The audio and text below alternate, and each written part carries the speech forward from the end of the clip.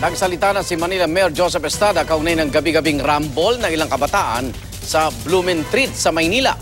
Ang Manila Police naman hindi raw makakapagpatupad ng curfew para sa kanila. Kung bakit, alamin sa report ng saksing si Haji Rieta. Ito ang mga eksena na aming naaktuhan noong linggo ng madaling araw sa Blumentritt sa Maynila. Mga eksenang halos gabi-gabi na lang daw nagaganap. Kagabi, kasamang GMA News, nagronda mga tanod at mga opisyal ng Barangay 372 sa Blumentritt, Maynila. Unang pinuntahan ang isang terminal ng tricycle malapit sa isang palengke kung saan nandoon ang ilang kabataan. Kinausap sila ni Barangay Chairman Victor Eusebio. Matapos ang saglit na pag-uusap, sumamang ilan sa mga kabataan. Edad 8 ang pinakabatang sumama kay Kapitan sa Barangay Hall. Ang ilang minor de edad, babae.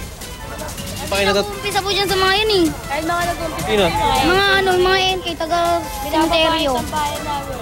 Ginagawa nila. Sumusugod po. Sumunod na pinuntahan ng isang tambayan ng mga kabataan sa harap ng Manila North Cemetery. Nilapitan sila ng mga tanod. Matapos ang ilang minuto, sumama ang ilang kabataan sa kanila. Pagdating sa Barangay Hall, nagharap ang dalawang grupo.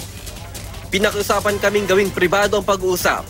Matapos ang pag-uusap, pinapasok na kami ng Barangay Hall. Maya-maya isang ginang ang tinanapasugod sa barangay. Ipinatawag kasi siya dahil kasamang anak na 17 anyos sa mga kabataang dinala rito. Napangaralan ko po yung mga anak ko kasi po para sa kanila po yun, sir eh. Kasi kung magkaka-riot na ganyan, masasaktan sila. Kami rin po mga magulang ang mapeperwisyo.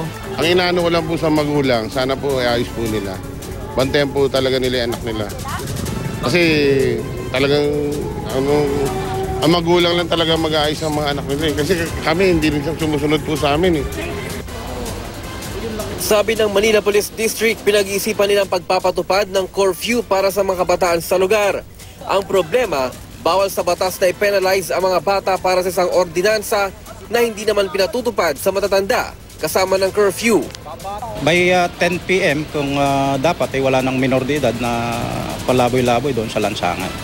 Pero hindi sila pwedeng kasuhan for that? Oh, wala rin po. Talagang at least pwede silang i-round up? ay safe keep din po sila at iti-turn over din po sa DSWD. Ayon naman kay Manila Mayor Joseph Estrada, nakaugat sa kahirapan ang problema.